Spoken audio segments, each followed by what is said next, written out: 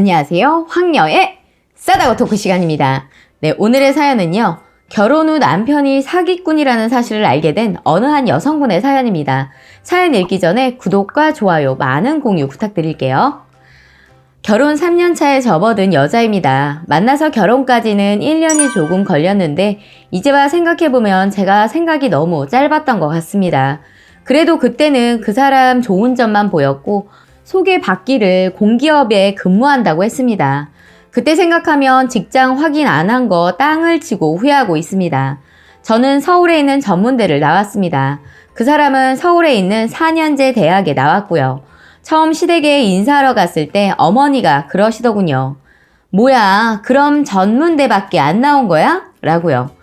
네, 제가 학벌이 모자라니 감내했습니다. 아들 잘 키웠는데 자기보다 못난 여자 만났다고 그렇게 생각하실 수 있어서요. 결혼 얘기가 오가니 상견례 자리를 갖게 되었습니다. 저희 시어머니 결혼식은 지방에서 해야 된다고 하시더라고요. 그래서 저희 어머니가 그럼 관광버스비랑 음식비 드릴 테니 서울에서 하면 안 되겠냐고 하셔서 그렇게 결혼식은 서울에서 하게 되었습니다. 결혼 준비를 하는 과정에서 저는 전세부터 시작을 하자고 했지만 저희 남편은 대출을 받아서 집을 사자고 하더군요. 그래서 제 명의로 받자고 자기가 몇 년 전에 카드로 주저앉아서 대출이 안 나온다고 하더라고요. 그래서 그러려니 하고 제 명의로 대출을 받았습니다. 그렇게 결혼식을 올리고 살게 됐는데 이때부터 문제가 생기기 시작하더군요. 저희 집은 외벌이였습니다. 남편이 혼자 버는데 월급 통장은커녕 본인이 알아서 하겠다고 하더라고요.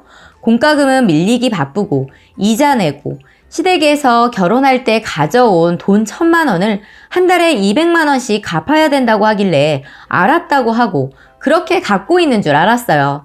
그런데 차 할부금, 대출 이자, 시댁 돈 정말 말이 안 나오더군요. 네, 맞습니다. 제가 돈을 벌어야 했죠. 암요. 그래서 일단 고육지책으로 폐물을 전당포에 맡겼습니다. 그 돈으로 어떻게 2달 돈은 나오길래 맡겼죠. 저는 남편이 시댁 돈을 착실히 갚는 줄 알았습니다. 그러더니 2달 뒤 또 돈이 없다며 제 명의로 사금융에서 소액 대출을 받았습니다. 진짜 생각하니 제가 멍청했어요. 그렇게 해서 저는 이제 시댁 돈을 다 갚은 줄 알고 좋아했죠. 그런데 알고 보니 집 대출 이자를 제때 넣지 않아서 경매에 넘어간다는 겁니다. 화가 나서 대판 싸운 뒤 친정에서 돈을 빌려 넣었습니다. 이렇게 빌려다 쓴 돈이 좀 됩니다.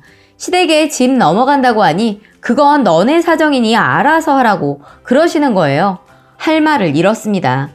저희 엄마 사위 생일이라고 생일상 차리고 돈 지어주고 처남 처제는 용돈 보태서 선물하라고 돈 주고 저희 시어머니 제 생일이라고 5만 원 주고 제 생일날 오셔서 저희 집에서 주무시고 제주도 여행 가신다고 아침부터 준비하시고 비행기 타러 가시더라고요.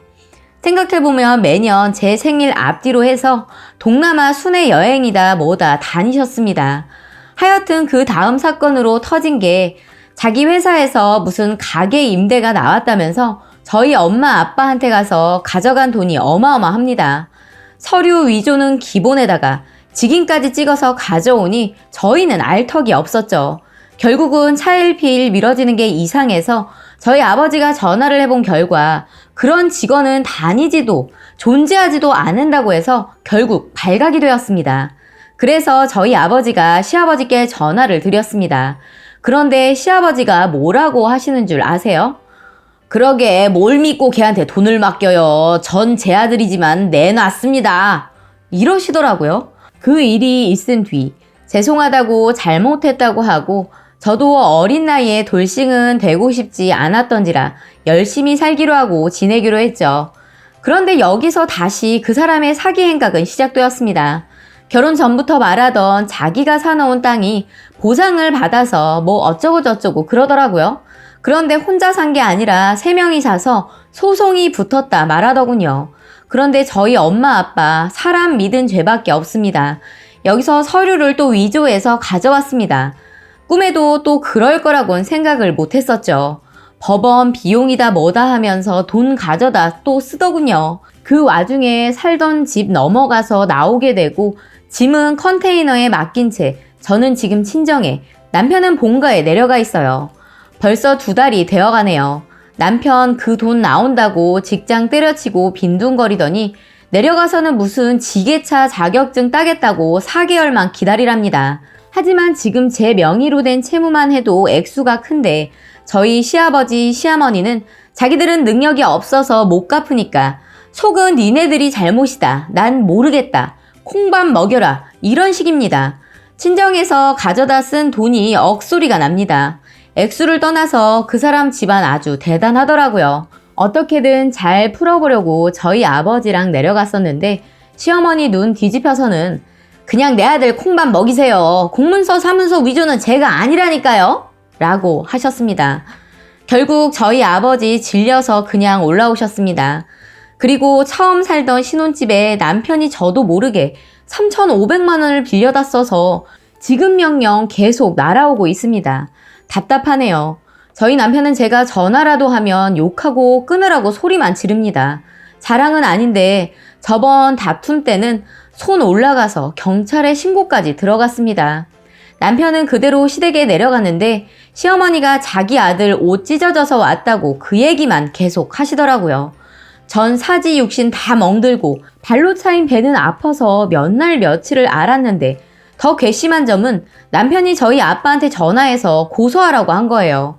정말 답이 없네요. 쓰다 보니 두서가 없는데 이 답답한 마음을 어떻게 하면 좋을지 모르겠습니다. 정말 제가 어린 나이에 결혼하고 뭣도 몰라서 그랬나 싶고 하소연할 데도 없고 너무 속상하네요. 라고 사연 올려주셨습니다.